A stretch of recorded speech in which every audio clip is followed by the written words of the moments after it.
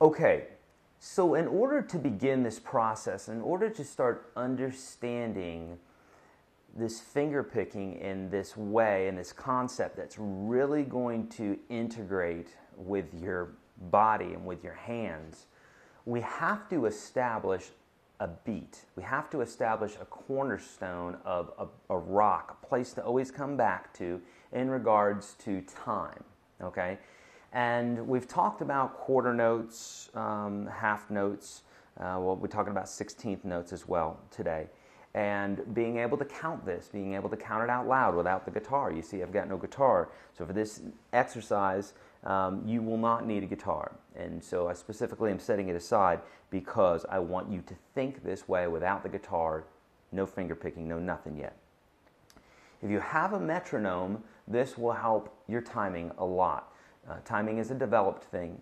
And so if you have a metronome, that's great. We're going to be working with a metronome today, and I'm going to be setting it at 60 beats per minute. So this is the same as a clock ticking, okay?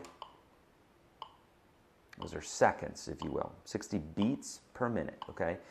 You can find metronomes online, free metronomes online. You can find them on iPhone apps, you know, Droid apps, that sort of thing. And of course, your classic, I say this is classic. This is, you know, a more modern electronic one, somewhere between 10 and upwards of $100 or so.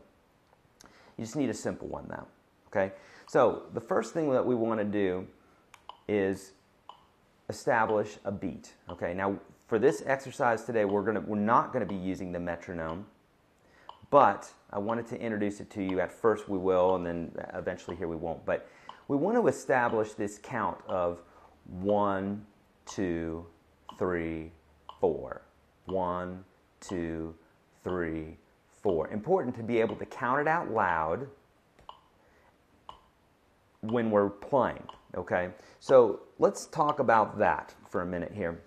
So we have the 1, 2, 3, 4. That's what we call quarter notes, of course, because there's 4 in a whole measure. So if we're counting 1, 2, 3, 4, 1, 2, 3, 4, okay? We want to be able to do that. Then we want to be able to count 1 and 2 and 3 and 4 and 1 and 2 and 3 and 4 and sounds really simple, real elementary, but I guarantee you, if you haven't done this in a longer length of time, if you haven't practiced this a bit, as soon as you grab that guitar, it's going to be a little bit more difficult, or tapping your foot at the same time. So I can't emphasize enough to you how important it is to be able to count while you're playing, okay? This is one of those points where ego can slip into your playing when you can go, I got that, that's easy.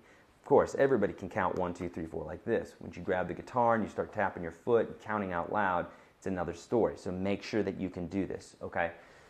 Then we want to be able to count 16th notes. So if we're counting 1 and 2 and 3 and 4, and then we want to be able to count 1 E and a, 2 E and a, 3 E and a, 4 E and a, 1 E and a, 2 E and a, 3 E and a, 4 E and a.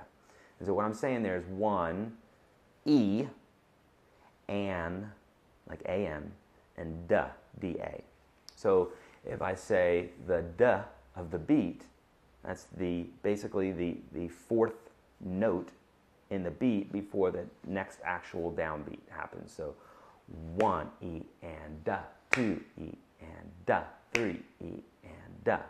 Or if I say the an of the beat, then or the E of the beat, then it would be right before the and. So 1 E and 2 E and 3 E and 4 E and okay. Important to be able to count.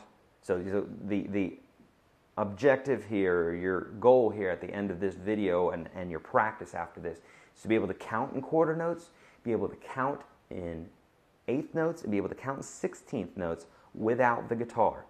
Let's get that down. We'll proceed to the next video.